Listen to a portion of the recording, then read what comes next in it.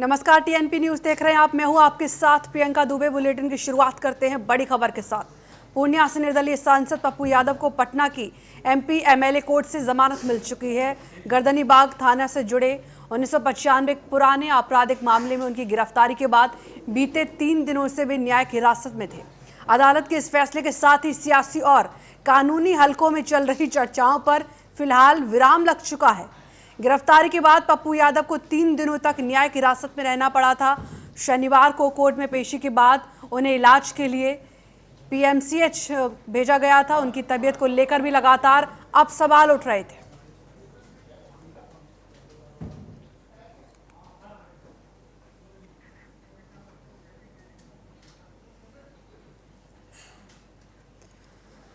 और इसी खबर पर ज्यादा जानकारी के साथ हमारे कंसल्टिंग एडिटर गोविंद ठाकुर जुड़ चुके हैं। गोविंद जी, मैं आपसे जानना चाहूंगी कि पप्पू यादव को अब न्यायिक हिरासत के बाद जमानत मिल चुकी है, क्या कुछ पूरी अपडेट है?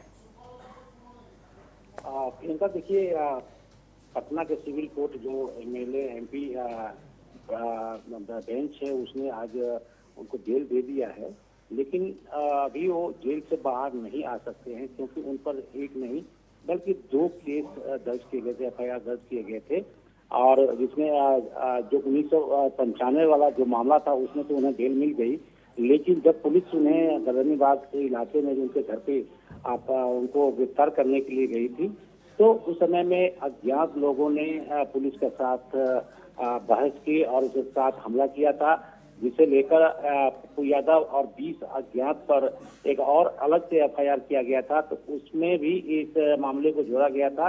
उसमें उन्हें अभी बेल नहीं मिली है और बेल मिलने के बाद ही वो बाहर आ सकते हैं। तो अभी उनको बेल तो दे दिया गया है, लेकिन अभी एक और मामले जो यही पुलिस पे हमला करने की है उस पर अभी के कारण से वो जेल में ही रहेंगे और उनको अलग से फिर इसके लिए एक मूव करना पड़ेगा, बेल पिटीशन लगाना पड़ेगा और फिर बेल होने के बाद ही वो बाहर आ सकते हैं। जी प्रियंका। ठीक है गोविंद जी, उनकी तबीयत भी कुछ बिगड़ी हुई चल रही थी, अस्पताल में भी वो भर्ती रहे थे, तो अब उनकी तबीयत में क्या सुधार हुआ है?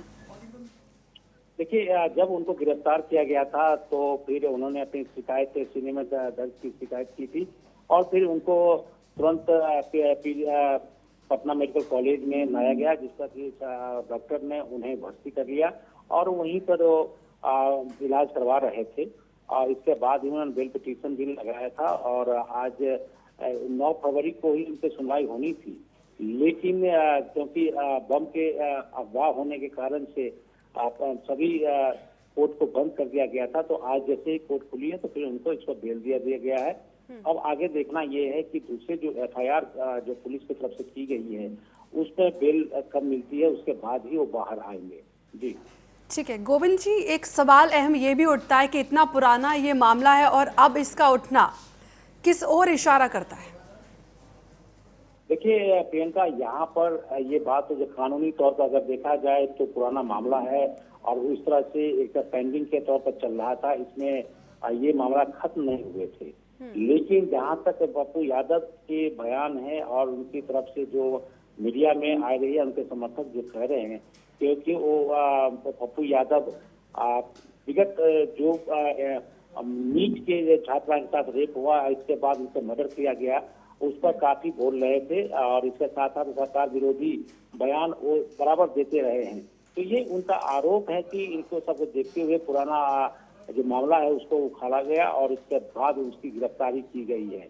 तो एक राजनीतिक तौर पर एक राजनीतिक, हाँ ये बात जरूर है कि 1995 और 20 साल 31 साल पुराने मामले में गिरफ्तारी होना एक सवाल तो उठता ही है, लेकिन ये जरूर है कानूनी अगर पहलू से देखा जाए तो मामला जितना भी पुराना हो कानून के रूप में हम उसे इस पर गलत नहीं माना सकते, लेकिन राजनीतिक तौर पे तो ये इशारा जरूर करता है कि कहीं न कहीं ये राजनीतिक तरफ से उनको जो इशारा है एक सवाल होता है इस पर। जी बिल्कुल।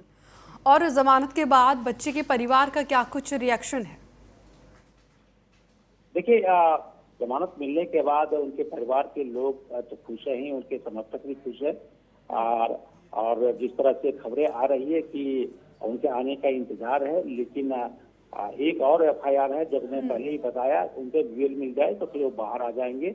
हाँ ये जरूर है कि 3-4 दिन तक वो जेल में रहे हैं, तो इसे लेकर एक सवाल तो जरूर हुआ था कि 31 साल पुराने मामले में जिस तरह से ये मुखर होकर ये बात कर रहे थे, बिहार की जो कानून व्यवस्था पर सवाल उठा रहे थे, ऐसे में उनकी गिरफ्तारी होना तो एक लाजमी तो बनता है, लेकिन एक सवाल भी बनता है क्योंकि एक राजनीतिक मुद्दे भी हो गए हैं और विपक्ष के जितने भी लोग हैं ये बात जरूर कह रहे हैं कि एक इशारे के तौर पर इनको गिरफ्तार किया गया था।